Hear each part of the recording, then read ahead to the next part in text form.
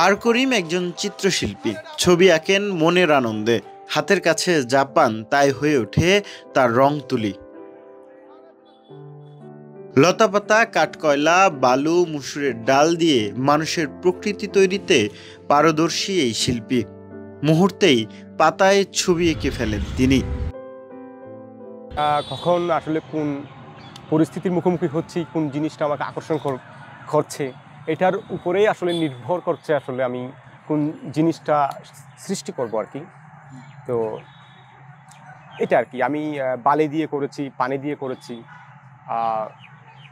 এরকম মানে অনেক ফুল ফল পাতা, এরকম বলতে গেলে আরও অনেক নানান মাধ্যমে, যেগুলো হচ্ছে রং তুলির বাইরে আর কি, ওই মাধ্যমগুলো দিয়ে আমি করেছি। পাখি, ফুল ফল, মানে বিশেষ করে প্রতিকৃতি, পাতা দিয়ে, পানি দিয়ে করেছি আর কি। প্রতিকৃতি ছাড়াও অনেক বিষয় আসলে করেছি আর কি। চেষ্টা করি যেটা আমার মন থেকেই আসে।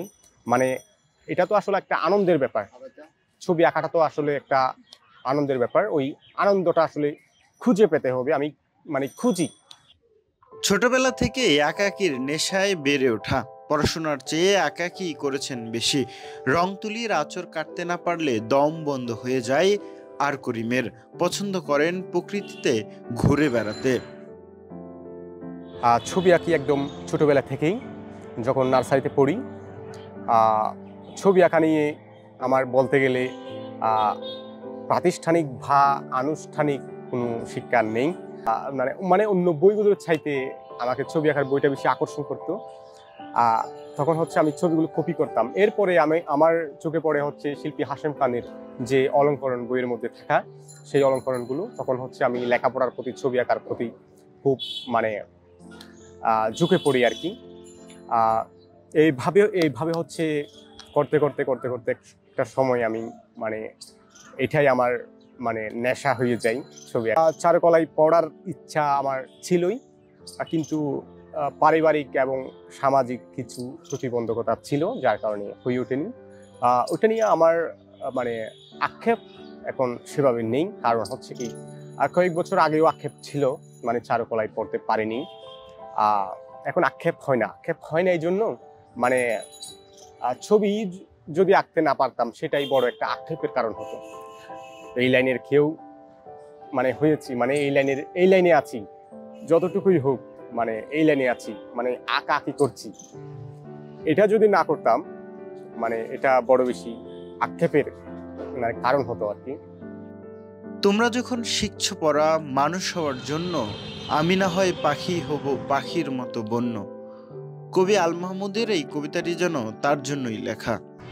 আমি তো আসলে ছবি আঁকা ছাড়া কিছু করি না। ছবি আঁকা ছাড়া আমাকে দিয়ে এখন আমার কাছে মনে হয় আর কি, ছবি আঁকা ছাড়া আমাকে দিয়ে আর কোনো কাজ হবে না ভাবি। আমি কিন্তু একটু একটু দৌড়ের মধ্যে থাকি, মানে এক জায়গায় থাকতে হবে এরকম না। আমি কিন্তু একটু ঘোরাঘুরি করি আর কি। তো এখানে খুব বেশি থাকামুখী হয়ে গেলে কিন্তু আমার চর্চাটা সেভাবে হচ্ছে না। পাখির মতো বন্য হলেও করিমের রং তুলিতে মুগ্ধ হয়েছে দেশ। প্রশংসা পাচ্ছেন প্রখ্যাত চিত্রশিল্পীদের, পেয়েছেন সান্নিধ্য। আইনস্টাইনের একটা উক্তি বলি, উনি বলেছেন মানে সফল হওয়ার চেষ্টা না করে দক্ষ হওয়ার চেষ্টা করো। তো আমি চেষ্টা করি আমার মতো করে, এত বড় সড়ো চিন্তা ভাবনা করি না, আমি কাজের মধ্যেই চিন্তাটা করি। আমাদের পার্শ্ববর্তী দেশ ভারতের কয়েকজন শিল্পীর সাথে আমার এমনি সশরীরে এবং মানে অনলাইনে পার্সোনালি ভাবে সম্পর্ক আছে, সশরীরেও দেখা হয়েছে এমন আছে। যেমন ধরেন একটা মানুষের সাথে মানে ওনার সাথে কথা বলার আগে, ওনাকে চেনার আগে আমি এক মানুষ, ওনাকে চেনার পরে আমি অন্য মানুষ, ঠিক আছে? তো এটা অনেক কিছু শেখায়, ঠিক আছে? আর একজন শিল্পী তো একজন বড় মাপের শিল্পী তো আসলে সাধারণ কেউ নয়। তো তাদের চিন্তার সান্নিধ্যে যেতে গেলেও কিন্তু আমাদের চিন্তার জগৎটাকে বড় করে দেখতে। নিয়মিত ছবি আঁকার পাশাপাশি আর করিম কাজ করছেন বইয়ের প্রচ্ছদ দিয়ে। প্রায় 200-র বেশি বইয়ের প্রচ্ছদ করেছেন তিনি। আমি বর্তমানে সম্প্রতি কিছু প্রচ্ছদের কাজ করেছি, চলছে এরকম কিছু প্রচ্ছদের কাজ চলছে, বইয়ের কাজ। তারপর হচ্ছে কিছু প্রতিকৃতি, তারপর হচ্ছে প্রকৃতি, এটা তো আমি প্রায় করি। আর পাতার কাজগুলো, এগুলো তো আমাকে প্রায় করতে হয়। মানে এটা তো আমি তো সবসময় আসলে শিল্পের সাথেই থাকার চেষ্টা করি। জানি না এগুলো শিল্প হয় কিনা, তবে আমি আনন্দ পাই। হ্যাঁ, প্রদর্শনী তো বিশেষ করে দলীয় প্রদর্শনী আর কি। দলীয় প্রদর্শনীতে আমার কিছু ছবি আঁকা স্থান পেয়েছে, আন্তর্জাতিকও আছে 2টা, কিছু স্থানীয়ভাবে আর কি। এখন প্রদর্শনী করার স্বপ্ন আছে।